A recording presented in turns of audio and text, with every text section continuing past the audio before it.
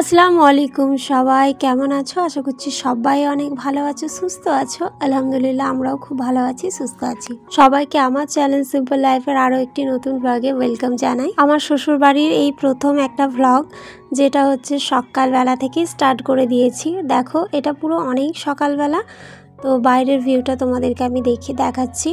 আজকে একটু অন্যরকম প্ল্যান আছে, যেটা তোমরা থাম্বনেল দেখেই তোমরা বুঝতে পেরে গেছো, টাইটেল দেখে। তো চলো আজকের ব্লগটা আমি এখান থেকে স্টার্ট করছি। আশা করছি ব্লগটা ভালো লাগবে। আর যদি ভালো লাগে লাইক শেয়ার কমেন্ট আর চ্যানেলটাকে অতি অবশ্যই সাবস্ক্রাইব করে দিও। আজকে যাব হচ্ছে আলিপুর জুতে, তো সেই জন্য ভাবছি সকাল সকাল রান্না বান্নাটা সেরে নিই। তো দেখো এখানে হচ্ছে আমার ভাত হয়ে গেছে, ভাতটা আমি বানিয়ে নিয়েছি। আর এখানে হচ্ছে একটু মাছ আর একটু কলিজা আছে, সেগুলো দেখি যেটা ইচ্ছা করবে সেটা রান্না করব। তো এখানে হচ্ছে একটু ছোলার ডাল আমি ভিজিয়ে দিচ্ছি। শীতের বেলা না অনেক ছোট, কোন দিক দিয়ে সময় কেটে যায় সেটা বোঝাই যায় না। সেই জন্য ঝটপট করে এখানে আমি সবজিগুলো কেটে নিচ্ছি। রান্নাটা হয়ে গেলে তারপর আবার রেডি হতে হবে। এখানে আমি কড়া বসিয়ে দিয়েছি, এক এক করে মাছগুলো ছেড়ে মাছগুলোকে আমি ভেজে নেব।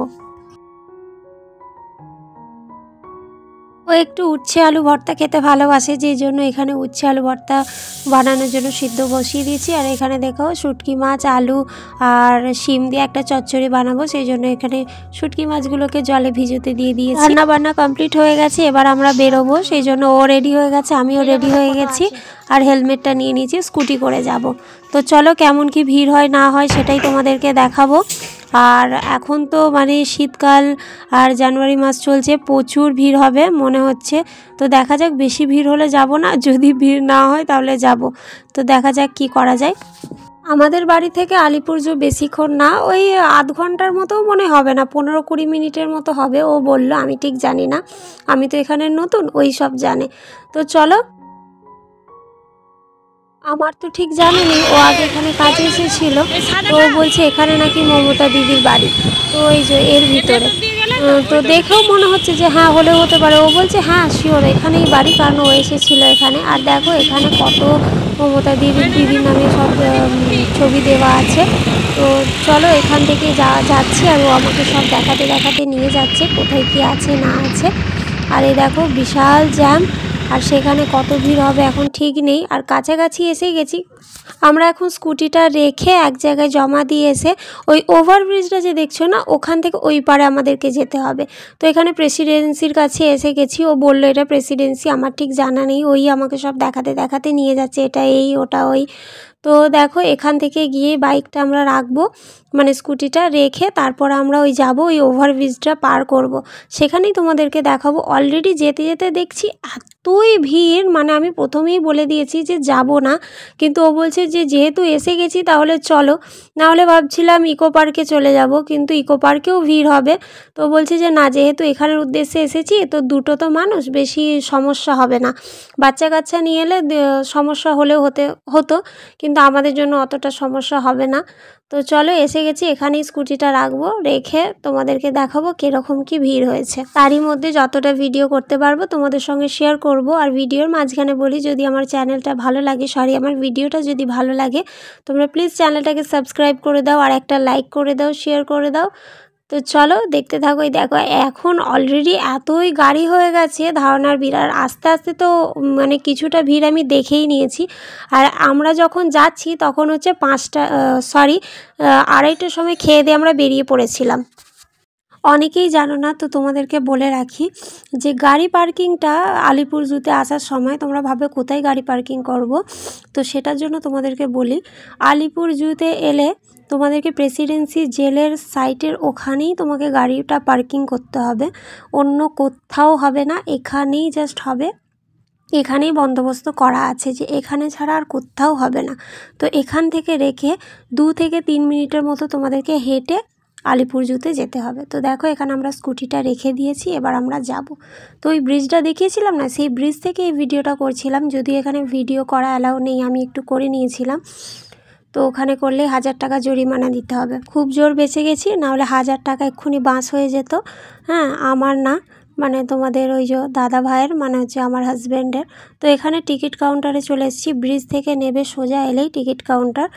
তো দেখো এখানে 50 টাকা করে টিকিট এক একজনের। তোমার দাদাভাই এক্ষুনি টিকিট কেটে নেবে। আর কত ভিড় তোমরা দেখতে পেলে, ওই ভিড়টা কিন্তু আলিপুর জুয়ের একমাত্র ভিড়। তো এখানে দেখো সব দেওয়া আছে ডিরেকশান, কোথায় কি যেতে হবে, কোথায় কি তোমরা জীবজন্তু দেখতে পাবে সেইগুলো। আর পিকনিক স্পট মনে হয় এটাই, মানে লোক দেখতে এসেছে কম, এখানে খেতে এসেছে বেশি। সবাই মানে এখন বাজে হচ্ছে 3টে সাড়ে 3টের মতো বাজে, তো তখনও মানুষ আসছে, তখনও মানুষ মাদুরি যে যেটা পারছে পাচ্ছে, আর টিফিন বক্স খাবার নিয়ে আসছে খাচ্ছে। তো এর বন্দোবস্তটা আছে, তোমরা যে খুশ ফ্যামিলি নিয়ে আসতে পারো আর খাবার দাবার বানিয়ে নিয়ে আসতে পারো। কিন্তু এখানে খাবার দাবার কাউকে তো আমি বানাতে দেখছি না, তো খাবার দাবার কিন্তু বানিয়েই নিয়ে আসতে হবে, পিকনিকের মতো করতে হবে, মানে খাবার দাবার নিয়ে এসে এখানে খেতে হবে। তো এখানে তোমাদেরকে আস্তে আস্তে এক এক করে সব কিছুই দেখাবো, চলো যতটা পারবো, কারণ প্রচুর ভিডিও করা সম্ভব না। তারই মাঝখানে আমরা দুজন তোমাদেরকে একটু দেখিয়ে দিচ্ছি। দেখো, যদি ভালো লাগে লাইক শেয়ার কমেন্ট আর চ্যানেলটাকে অতি অবশ্যই সাবস্ক্রাইব করে দিও। তো চলো দেখতে থাকো।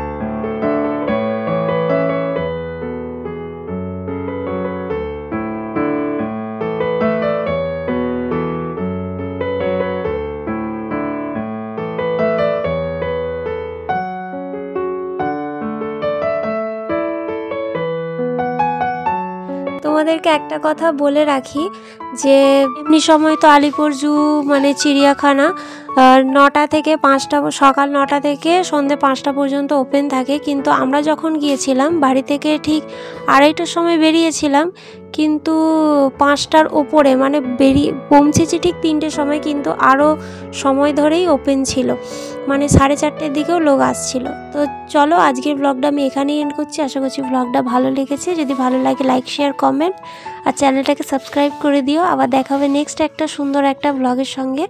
টাটা, বাই, আল্লাহ হাফিজ। এখানে অনেক ভিড় ছিল, যেই কারণে আমি ভিডিওটা কন্টিনিউ করতে পারিনি। তো তোমরা এই টাইমে আসতে পারো, এখানে ফ্যামিলি নিয়ে খুব এনজয় করতে পারবে। তো চলো টাটা।